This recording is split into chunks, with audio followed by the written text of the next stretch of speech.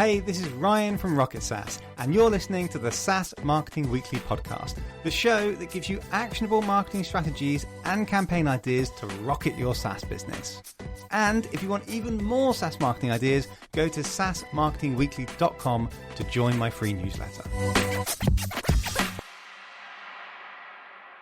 Hey there, welcome back to another episode of SaaS Marketing Weekly with me, your host Ryan, the founder of Rocket SaaS. Today we're talking about the middle of the funnel. This is the middle episode of a 3-part mini-series. Last week, you may have heard it, I talked to you all about the top of the funnel. What is it? What content you need to create for it? Examples of great SaaS brands that have great top of funnel content. Today we're talking about the middle, and I'm going to use the same structure. What is the middle of the funnel? How do we define it? So I've heard a few people define it differently. I'm going to show you examples of great middle of the funnel content that I've seen from leading B2B SaaS brands. I'm going to be outlining steps on how you can create great middle of funnel content. So what is middle of the funnel content? It sits in the middle because it kind of bridges a gap. You've got the top of the funnel, which is people becoming aware of your brand for the first time. And then you've got the bottom of the funnel, which is the decision-making stage where people have decided they want to work with you. So the middle of the funnel kind of bridges that. It helps people cross over from being aware of you to being on their way to making a decision. So one of the key things to help you understand is the people that are going to engage with the middle of the funnel content are mostly people who are already aware of your brand. If you've created really good top of the funnel content, like I spoke about last week, they've seen that content, they've engaged with it, they're familiar with who you are. And now you want to create content where people take a deeper dive into you and your brand, and also committing perhaps a little bit more of their time, their data, or even a little bit of money. So I describe middle of the funnel content as 2 main types. One is social proof. So it's case studies, testimonials, maybe video interviews with happy customers. So that is a classic. And the other is lead magnets, things where people are going to have to give their name and their email address, maybe even a small bit of money to engage with your content, which is similar to the top of the funnel content that I spoke about last week in terms of it's educational, helpful, but this time you're asking a little bit more for them. You're gating content like newsletters, webinars, maybe even white papers if you want to go down that route. So you're either asking for more commitment from them, or you're showing them content that is a little bit closer to them having a conversation with you, like a case study or a testimonial. So I would say there's 2 main goals of middle of the funnel content. One is to build credibility, and the other is to encourage consideration to work with your brand. So building credibility is just continuing to showcase your expertise and your thought leadership. Similar to the top of the funnel, providing more in-depth insights into what you were teaching them at the top of the funnel. The top of the funnel, for example, was like blogs, short videos, quick tips. Middle of the funnel content would be long guides, white papers, 60-minute webinars, scorecards, quizzes. And typically those things are gated. They have to give their name, their email address. And that's a big commitment for someone. They're giving away their data.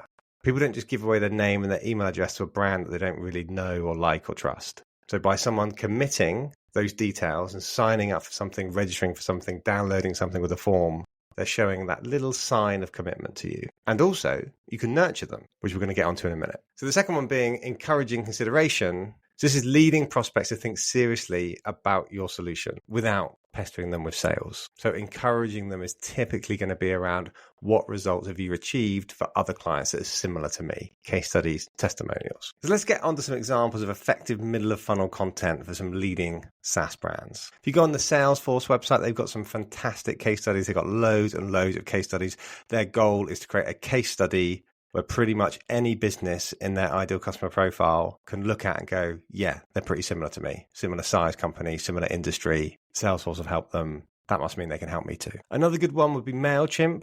They're obviously the email marketing platform, and they create a lot of guides on how you can be an awesome email marketer or how you can scale your business through email marketing. So lots of guides that are gated. You have to enter your email address and your name in order to download them, but they're really valuable deep dive pieces of content. Teach you all about building lists and what type of content you should be creating, all the technical things that you should know about sending and the pitfalls as to why your sending might not be seen by as many people as you want it to be, how to create workflows, nurturing, all of those good things. And it positions MailChimp as the experts. So when you're looking for email software, you know who to go to. Another one is Monday.com. They built quite a neat ROI calculator. ROI calculators are also a really good middle of the funnel tool. You would only use an ROI calculator if you were thinking about working with that company or a similar type company. And I also use my brand as an example, Rocket SaaS. We've got case studies on our website. We've got recorded video interviews of our happy customers talking about how great we are. We share them on social media. We've extracted testimonials. We share them as LinkedIn ads, Meta ads. We've also got gated content like our email newsletter, SaaS Marketing Weekly. We're regularly doing webinars, ebooks as well. So lots of middle of the funnel content that allows people to take a deeper dive into our content, hear what our customers are saying, see the great results that we're getting. And all that content is just pushing people towards the bottom of the funnel that are ready to start working with us. But moving on, how do you create engaging middle of the funnel content? So I've got 5 steps here on how to create engaging middle of funnel content. The first one being understanding your lead's journey. So think about what questions they might have at this stage. Imagine they've already engaged with top of the funnel content. They've got this problem that they're trying to solve. They know who you are. What questions might they have? So for example, how do I compare your solution to your competitors? So a great middle of the funnel piece of content would be a competitor comparison page. So you know those pages with a table where it's got the ticks of all of your features and the ticks and crosses of your competitors that don't have those features. And you just talk about why you are a better solution to your competitors. Because that's typically where people are going to be when they're at the middle of the funnel stage. They're thinking about working with you, but also thinking about working with other people too. So thinking about what's on their mind at this stage. Another one being, okay, I like the look of this company, but I need some evidence to know if they're any good or not. That's obviously where case studies and testimonials come in. I see so many businesses and they don't have any case studies on their website. And when I speak to them about it, I said, why haven't you got any case studies on your website? And they go, we need to get around to that. Oh, yeah, we just haven't had the time, haven't had the resources to do it. Like, that's a big problem. You do have the time, you do have the resources, you just haven't got around to it. But it's such a critical piece in marketing. You must keep your case studies up to date. Everybody knows about case studies. Even if you're not a marketing expert, you know what case studies are. You hear them all the time. There's a reason for that. It's because they're so important. So get them done. And the second piece here is about what content formats should you create your middle of funnel content for. And you want it to be content formats that encourage deeper engagement. So not blogs, not quick videos, not little social posts. It's things like webinars, workshops. Try and get engagement happening with Q&As, long comparison guides, white papers, email newsletters, something where you know that your prospect's got to engage a decent amount of time to consume that content. The third thing is to use personalization where possible. You want to tailor your content to specific industries and use cases. You should also be doing that at the top of the funnel. You're trying to create multiple funnels here for each of your industries or use cases or personas. But as you start to get to the middle of the funnel, as the funnel starts to get narrower, you really need to focus on segmenting your audience. So for example, with a webinar or a case study, if you're a HR platform, for example, where you can be attracting the HR manager or the CFO or the CTO, you need to be creating middle of funnel content for all 3 of those people, because the HR manager is not going to attend a webinar or be interested in reading a case study that's very, very technical. That's going to be for the CTO. So make sure you're creating content for each of your personas that you're going after. And the fourth point here on creating great content is try to make everything actionable. So not the case studies, I mean more the educational things, the webinars, the guides, the white papers, the newsletters. Avoid fluff. Give real actionable advice. So guides and webinars work really well when you start giving people a 5-step approach. I'm going to outline the 5-step approach on how you can solve this problem. That's where you really get people invested. People stay with your content until the end, and they can take it away and spend even more time thinking about your brand because they're engaging and they're working on those steps that you've given them. So that's a really powerful tip, I think, for middle of the funnel content when you're going down the educational route. I've seen lots of guides and webinars of people just kind of fluffily talking about stuff, and I hate that. That's why all of my webinars, my guides, all the podcasts that I do and the newsletters that I send out, I always try really hard to make them actionable. And then the final piece of advice, the 5th piece of advice here on how to create great middle of funnel content, is to always finish with a clear call to action on what the next step would be. One of my favorite calls to action would be to book a free strategy call or a free consultation. So let's say someone's downloaded the white paper, they've read it, or they've got to the bottom of a case study, or they've attended a webinar where you taught them something. The natural call to action at the end may not be right at the bottom of the funnel in terms of book a demo, have a free trial, speak to our sales guy, like booking a free strategy call, no obligation. If you found this webinar interesting, you can do a one-on-one call with me where I'll talk to you through exactly how you can implement this for your brand.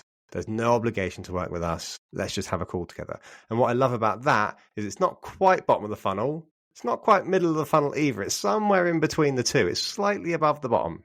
It's a really nice call to action for any of the middle of the funnel content. So let's now talk about nurturing. So once you've got people into the middle of the funnel and you've gated something, like a webinar that has to be gated, or if you've chosen to gate a white paper, or you've got them into your newsletter, or maybe they've attended an event, you've got your email address, you've got the name, you've got their email address, you've got their name. So now you can nurture to them. You be careful about GDPR and things like that. As long as you keep it relevant to the content that they consumed, then you are allowed to do it. But you can kick them into a nurture sequence. Now, I wouldn't recommend the nurture sequence is immediately selling to them. You should continue on the theme of whatever content it was that they engaged with. So, for example, a classic would be if they signed up to a webinar, you send them the recording the following day. And then you want to continue to send them educational content around that topic. So you might say, I hope you enjoyed this webinar. Here's a couple of blog articles on a similar topic. You're just trying to get people to spend more time with your brand, more time engaging with it. Another email offering them a free strategy call that I mentioned earlier. And then another email to the bottom of the funnel. So your nurturing is just slowly getting to the bottom of the funnel. There's also retargeting ads. I've not really mentioned so much yet because I've covered that a lot. Episode 14 of the SaaS Marketing Weekly podcast goes into that in a lot more detail.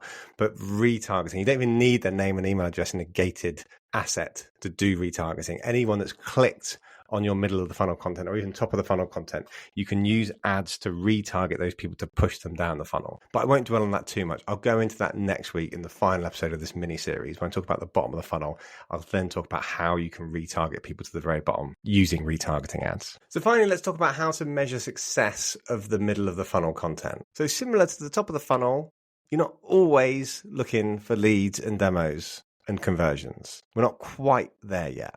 However, you should be able to get some. You should start seeing the middle of the funnel converting some conversions. If you're getting no demos, no leads, no sales calls from the middle of the funnel, then that does sound like a problem. You should be getting a trickle by now. But there's other metrics that are important, like engagement. How much time are people spending reading your case studies on your webinars? How many guides are being downloaded? So you can check metrics of webinars, for example, how many people are dropping off, how many people are staying to the end. You should be aiming for at least 50% of your attended webinar people to be lasting to the end. It's natural for people to drop off.